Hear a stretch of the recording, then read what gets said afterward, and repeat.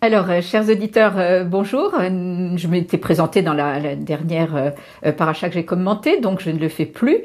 Et aujourd'hui, je vous propose d'étudier la paracha Bo, qui débute à Exode chapitre 10, et qui poursuit l'épisode des 10 plaies dont a été frappée l'Égypte. Et là, on arrive quand même dans un moment absolument terrible, puisque, outre les sauterelles moins terribles, et les ténèbres, qui sont en fait une gradation encore dans ce côté terrible des plaies, nous avons ici la 10e plaie, c'est-à-dire la mort des premiers-nés égyptiens. Et donc, cette sidra marque l'achèvement, en quelque sorte, de ce long processus des Makot, donc les plaies. Je reviens un tout petit peu en arrière pour bien comprendre. Au verset 10 du chapitre 3 de l'Exode, pour la première fois, Dieu du sein du buisson ardent annonçait à Moïse ce que serait sa mission. Et l'ordre qui vient de Dieu est réitéré à plusieurs reprises comme un leitmotiv. Et ici encore dans notre sidra, Dieu dit à Moïse, va, parle au Pharaon et qu'il laisse partir les enfants d'Israël. Alors on va examiner d'abord pour commencer les deux points de vue. Il faut toujours examiner les deux points de vue, dans un couple aussi par exemple. Ici, examinons le point de vue de Moïse et le point de vue du Pharaon. Du point de vue de Moïse, on comprend qu'il ne se précipite pas. Il hésite, il tergiverse. Et pourquoi ? Parce qu'il sait que le Pharaon n'obéira pas à un ordre qui vient d'un Dieu qu'il ne connaît pas. Et c'est exactement ce que dit effectivement le Pharaon. Pharaon opprime le peuple hébreu, c'est un tyran, il a besoin de sa main-d'œuvre. Pour quelle raison ferait-il ce que lui demande Moïse ? Et là, je vais vous évoquer un de mes enseignants, qui était professeur de philosophie à la Sorbonne, qui s'appelait Claude Tresmontant, qui a d'ailleurs beaucoup écrit sur la Bible hébraïque et notamment un ouvrage intéressant sur les prophètes. Claude Tresmontant nous disait: cette demande de Dieu à Moïse, c'est comme si on avait demandé à un petit juif d'un shtetl polonais d'aller trouver Hitler en 39 ou en 40 pour lui demander de laisser tranquille son peuple. Donc ce parallèle évidemment fait comprendre pourquoi Moïse hésite. Dieu l'envoie en quelque sorte dans la gueule du loup. Et cette hésitation, elle peut être comprise de deux façons. Elle peut être comprise comme l'humilité. L'humilité de celui qui ne se juge pas digne d'une telle mission. C'est ce que comprend Rashi, bien sûr, l'idée étant bien sûr de valoriser Moïse, mais ça peut aussi être compris comme une marque de faiblesse, voire de lâcheté. S'il était envoyé par Dieu, Moïse n'avait pas à se dérober. Et cette attitude, d'ailleurs, de refus d'une mission, elle sera partagée par d'autres prophètes. On pense évidemment particulièrement à Jonas qui fuit sa mission avant d'être rattrapé par Dieu. Sauf que Jonas, lui, c'est un vrai lâche. Et jusqu'au bout, d'ailleurs, il va faire des reproches à Dieu et vouloir lui dicter sa conduite, ce que ne fait pas du tout Moïse. Une fois rassuré, une fois que Dieu lui a dit « je serai avec toi », Moïse va mener jusqu'au bout la mission la plus difficile jamais menée par un prophète. Alors, j'ai envie de dire un peu, toute petite parenthèse, hésitation, lâcheté, faiblesse, tout ça finalement c'est ce qui fait l'être humain. Nous sommes tous, à un moment ou à un autre de notre vie, la somme de ses qualités et de ses défauts. Nous sommes tous humbles et peureux devant des situations difficiles. Nous cherchons souvent à fuir nos responsabilités en prétextant que nous ne serions pas à la hauteur. Donc finalement, encore une fois, comme je l'avais dit déjà dans la sidra précédente, Vayetse, encore une fois, la Bible est lucide sur la nature humaine. Alors examinons maintenant le point de vue du Pharaon. Pourquoi en aurait-il été autrement ? Pour quelle raison aurait-il laissé partir comme ça, sur simple demande, tous ces esclaves qui construisaient pour lui ces villes d'approvisionnement, voire ces temples ? Deux réactions, chapitre 5, verset 2, « Je ne connais point l'Éternel » et ici, « Quel est ce Dieu dont je dois écouter la parole ?» Refus donc d'un roi, d'un souverain, qui se prend pour un dieu et qui ne peut évidemment pas accepter d'obéir à un ordre qui vient d'un dieu qu'il ne connaît pas. Est-ce pour autant un refus catégorique et immédiat ? C'est pas si clair, parce que le pharaon se livre à un petit jeu qui montre à chaque fois sa mauvaise foi, puisqu'il fait mine d'accepter pour mieux refuser ensuite. Il répète qu'il a péché devant l'Éternel, mais en fait on s'aperçoit que c'est pour être débarrassé de la plaie qui vient de s'abattre sur son pays. Et en fin de compte, jusqu'à la 10e plaie, il ne cède pas. Et on se rend compte que Moïse se heurte à un double refus de reconnaître Dieu. J'attire votre attention sur ce mot « reconnaître », parce que je vais expliquer par la suite l'importance de ce mot. Donc refus de reconnaître Dieu et refus de libérer sa main-d'œuvre, libérer ses obstacles, ses esclaves, pardon. Donc son obstination, sa fermeture, sa rigidité étaient prévisibles et d'ailleurs, Dieu comme Moïse les avait prévus. Et ça, le texte nous le dit, on va y venir dans un instant. Et également problématique est ce refus parce que intervient à plusieurs reprises une notion que je vais évoquer dans un instant, celle du fameux endurcissement du cœur du Pharaon par Dieu lui-même. Alors je vais oser un parallèle sans rentrer dans la politique, évidemment c'est pas le lieu, mais un autre parallèle avec l'époque moderne, et je pense particulièrement par exemple à l'obstination de Vladimir Poutine qui se moque éperdument des fameuses sanctions occidentales qui sont autant de plaies qui étaient censées l'arrêter dans sa folie meurtrière. Et qu'est-ce que ça nous montre tout ça? Pharaon, Hitler, Poutine et bien d'autres, Assad par exemple, mais bien d'autres encore. Ça nous montre que les tyrans s'accrochent au pouvoir. Ils s'accrochent à n'importe quel prix.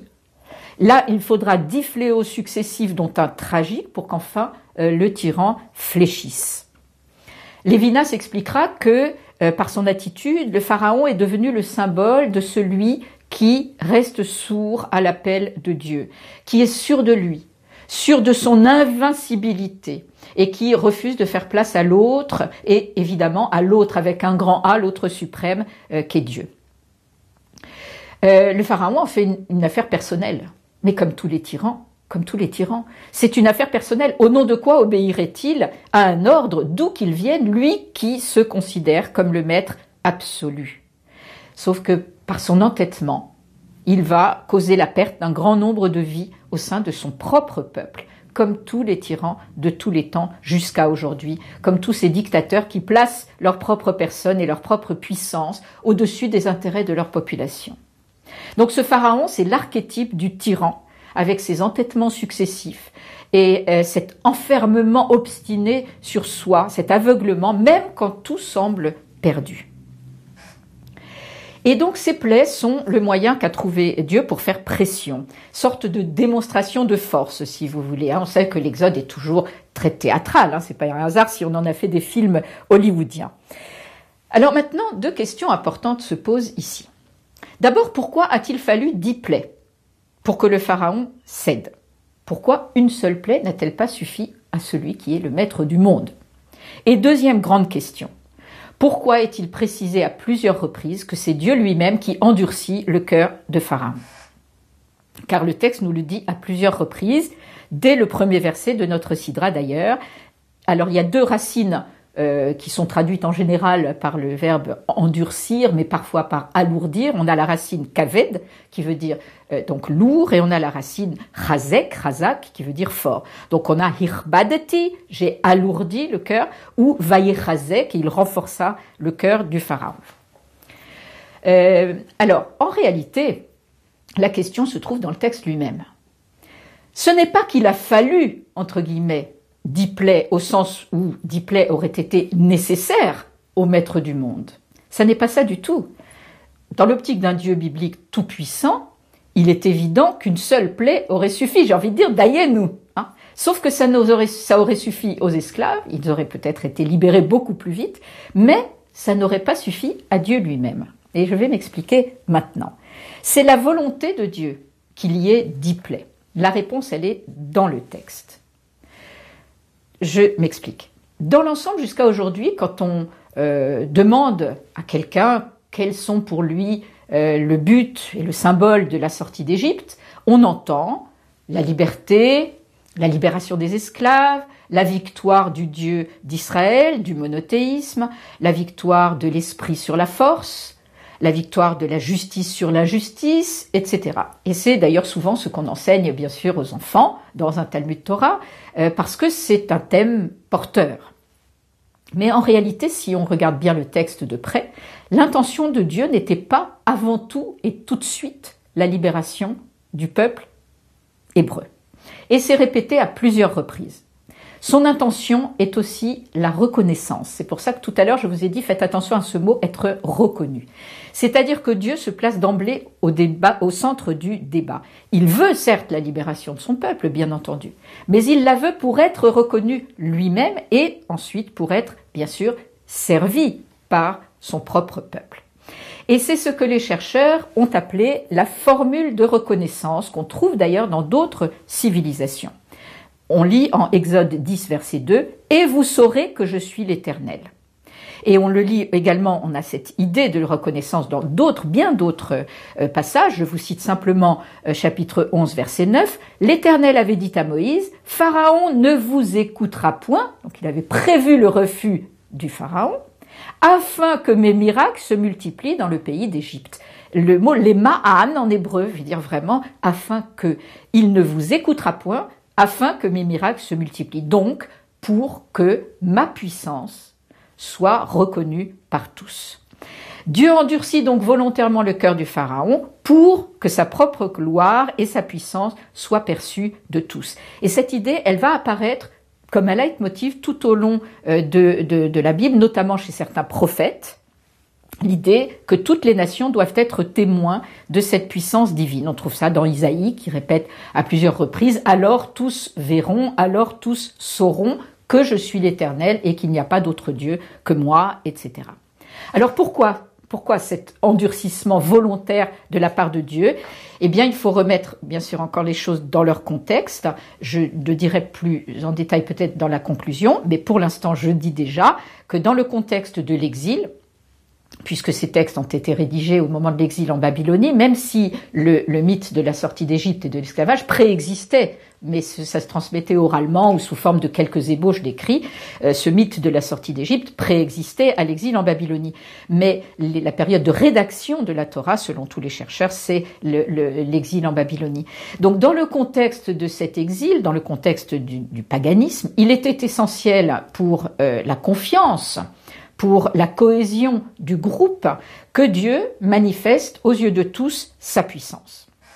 Alors je dis bien aux yeux de tous. C'est aux yeux du Pharaon, bien entendu, et de toute l'Égypte, mais aussi aux yeux de son propre peuple, qui avait un petit peu oublié ce Dieu. Peut-être une petite parenthèse sur cet oubli. Cet oubli, il est dans les deux sens.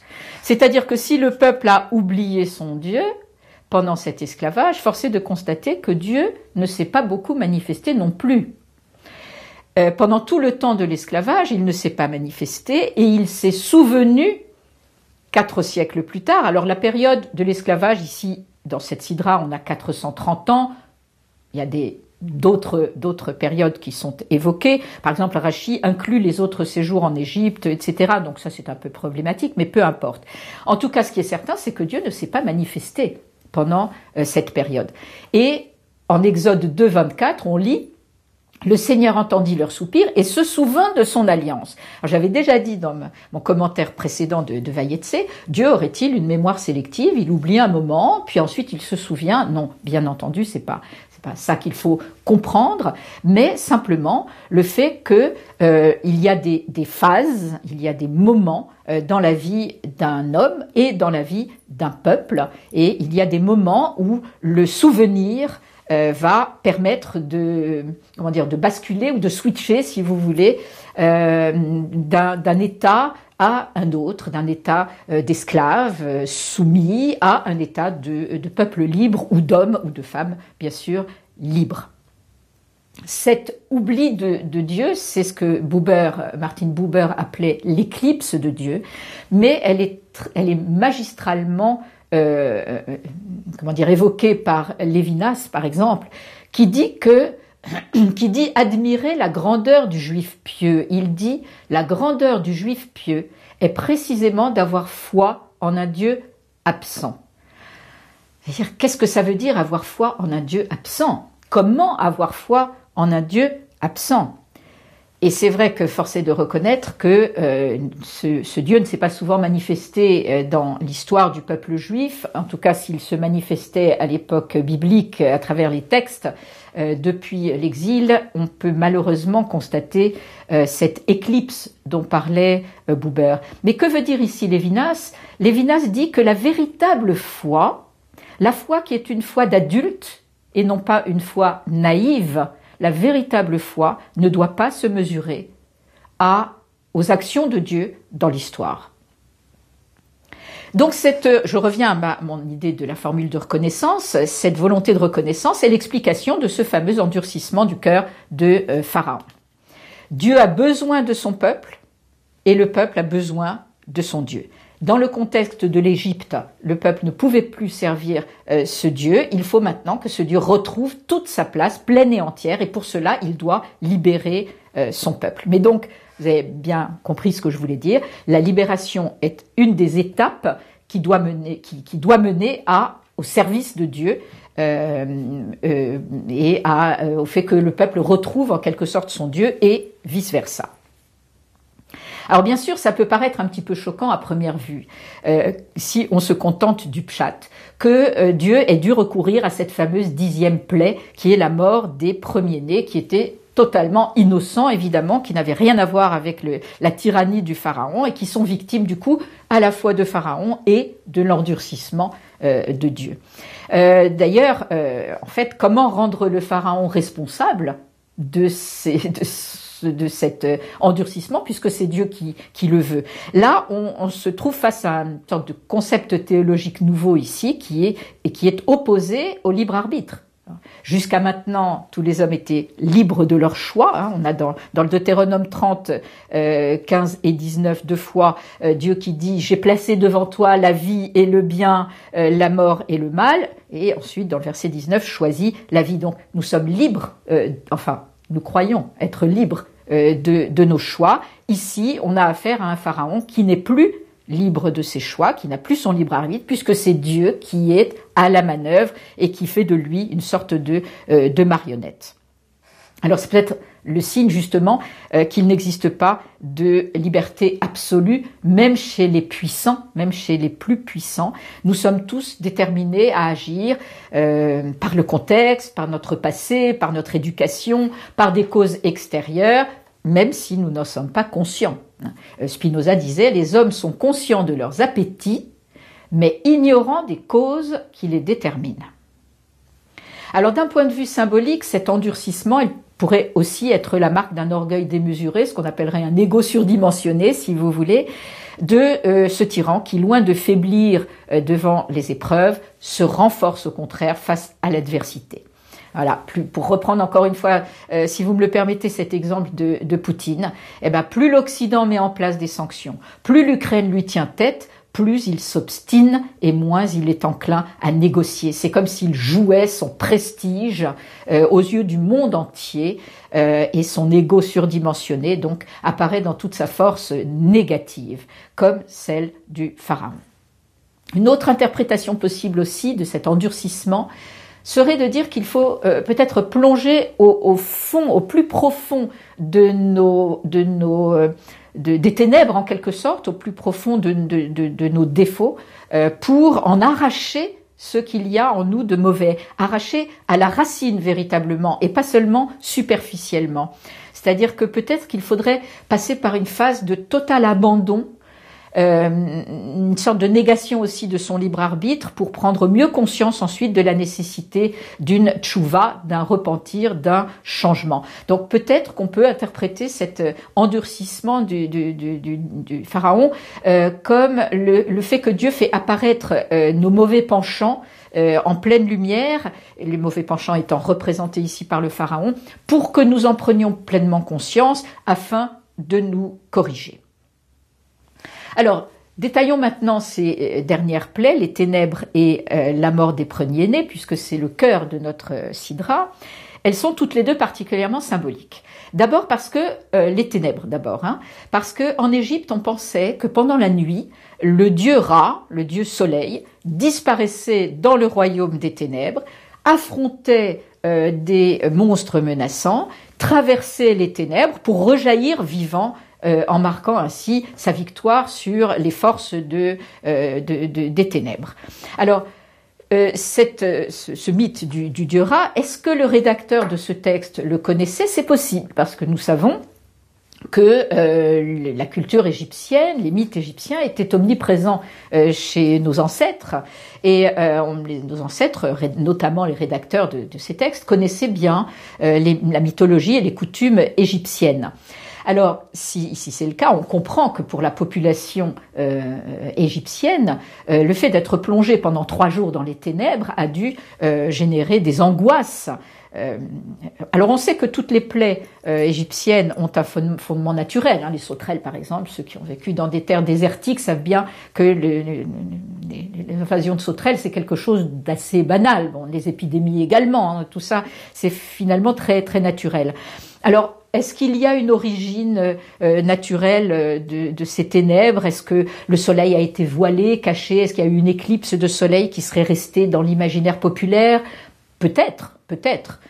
Mais bien sûr, dans l'imaginaire de ce texte, ça pouvait signifier que le dieu Ra n'était pas ressorti victorieux de la nuit, et ça mettait en cause donc la puissance des dieux, et ça risquait donc d'être une déstabilisation complète du système de croyance égyptienne. Voilà pourquoi on dit que la plaie des ténèbres est véritablement déjà beaucoup plus dure, beaucoup plus terrible, tragique pour les Égyptiens. On franchit un pas supplémentaire, si vous voulez, par rapport aux précédentes. Ce sont les lois naturelles là qui sont mises en échec, et surtout la capacité des dieux à maintenir ces lois naturelles. En plus de ça, la Bible ajoute que ces ténèbres empêchaient chacun de voir son frère. Donc, il y a aussi 3 jours d'aveuglement total, d'immobilité, où le tissu social donc a été endommagé, si je puis dire. Et encore une fois, les Hébreux sont épargnés, parce que il y a une notion importante dans toutes ces plaies, c'est justement le phénomène de l'individuation. C'est-à-dire que la providence divine ne traite pas l'humanité comme un tout indifférencié. Ce Dieu d'Israël choisit. Alors, soit il choisit un peuple, soit il choisit des individus, soit il choisit une petite partie du peuple, qu'on appelle She'erit Ktana, cette petite partie de fidèles. Mais la providence divine, on montre bien ici qu'elle s'attache à des individus, ou à un peuple en l'occurrence, et pas à l'ensemble de l'humanité. Et puis le ton change encore avec la dernière plaie qui, elle, est radicale et décisive. Il ne s'agit plus de phénomènes naturels, il s'agit de la mort programmée des premiers-nés égyptiens, depuis le premier-né du pharaon jusqu'à ceux des animaux. En quelque sorte, on a l'impression ici que Dieu se dit à lui-même « ça suffit, jusqu'où puis-je aller dans ces plaies ?» Il semble avoir atteint un point de non-retour. Il constate l'échec des négociations, mais il y est pour quelque chose puisqu'il a lui-même, encore une fois, endurci le cœur du pharaon. Mais donc, échec des négociations, si je puis dire. Il ne supporte plus la résistance du pharaon et il doit passer en quelque sorte à la vitesse supérieure. Alors pourquoi les premiers-nés? Évidemment, il y a des commentaires là-dessus aussi, parce que le premier-né, c'est le pilier de la famille dans ces traditions. Pour Rachi, il s'agissait d'abattre toute une génération afin de briser, dit Rachi, les assises du peuple égyptien. Alors on peut y voir aussi un écho au décret du pharaon de mettre à mort les nouveau-nés mâles des Hébreux dans les sidras précédentes. C'est aussi quelque chose de très important qui est souligné par Thomas Romer, qui est professeur au Collège de France. C'est une démocratisation de la mort. Qu'est-ce qu'il veut dire par là, Thomas Romer? Que le fait de toucher, de porter atteinte au premier-né du pharaon lui-même annule la supériorité prétendue du pharaon. Pharaon se croyait immortel lui-même, il voit qu'il est touché dans sa chair en quelque sorte et rabaissé au même rang que le commun des mortels. Donc démocratisation de la mort qui égalise en quelque sorte, c'est plus une échelle sociale, c'est tout le monde est au même niveau, comme le dira d'ailleurs Coëlette l'Ecclésiaste. Alors cette plaie, elle est minutieusement préparée. Je ne vais pas m'étendre là-dessus parce que voilà, c'est très connu. Hein. Les Hébreux doivent marquer avec du sang les linteaux de leur porte. Ce qui d'ailleurs est assez étonnant et peu vraisemblable, parce que ça signifie que les Hébreux vivaient au sein même de la population égyptienne, puisqu'ils sont obligés de marquer leur maison pour que Dieu passe par-dessus, passar. Donc ils vivaient avec les Hébreux, ce qui est effectivement peu vraisemblable. Hein. Si vraiment c'était un ramassis d'esclaves, ils auraient dû vivre en dehors des autres populations. Alors je note, c'est important aussi, que cette plaie, elle est accomplie par Dieu lui-même sans intermédiaire, sans la médiation de Moïse lui-même, contrairement aux plaies précédentes. Cette image, elle apparaît dans la Haggadah quand on dit « moi et non un ange ». Donc là, peut-être parce qu'il fallait un sens du discernement pour qu'aucun Hébreu ne soit touché, mais surtout parce qu'une plaie aussi importante devait être menée par Dieu lui-même. Et puis ici, c'est un nouveau commencement qui débute. Hein. Le texte nous dit au chapitre 12, verset 2, « Ce mois-ci sera pour vous le commencement ». Donc le mois de Tishri, c'est le commencement de l'année création du monde.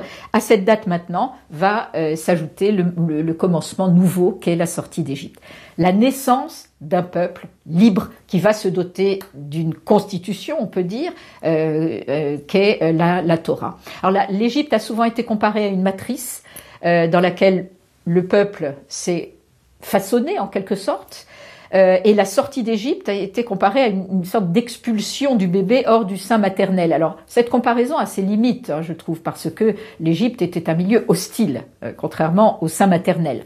Mais l'idée est la suivante, l'idée c'est que le peuple va être expulsé en quelque sorte d'Égypte.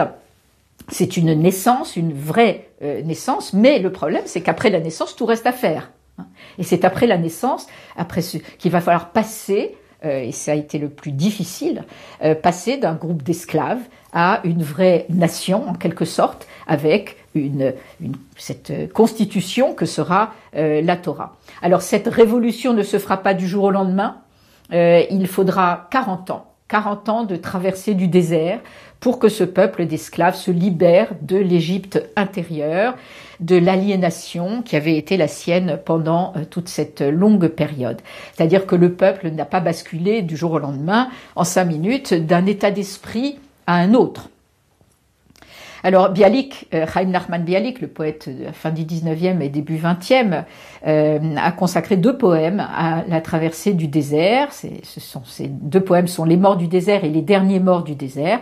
Il faut savoir qu'à la fin du 19e siècle, donc à l'époque de Bialik, de nombreux poètes ont fait un parallèle entre la sortie d'Égypte et les débuts du sionisme. Ce retour à Sion était aussi une nouvelle sortie d'Égypte, en fait, l'apparition au bout du tunnel de la lumière après des siècles de ténèbres de l'exil.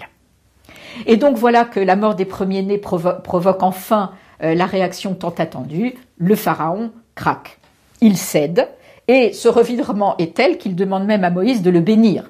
Chapitre 12, verset 32. Demande totalement invraisemblable, bien sûr, mais qui est là pour prouver au lecteur la victoire absolue de Dieu.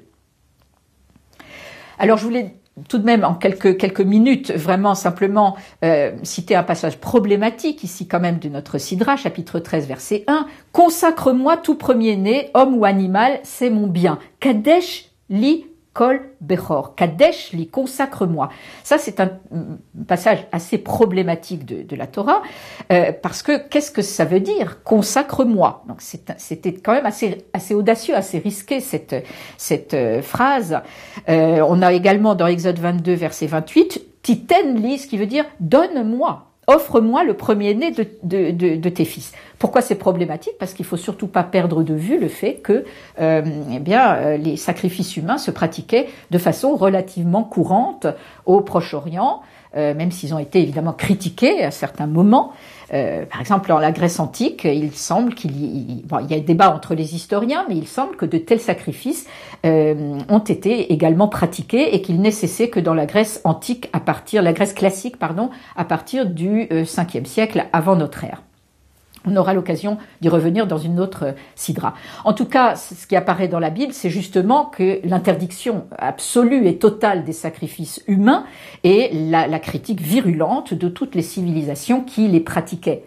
Par exemple, 2 Rois chapitre 3, 26-27, le roi de Moab, voyant qu'il avait le dessous dans le combat, prit son fils premier-né, qui devait régner à sa place, et l'offrit en holocauste sur la muraille.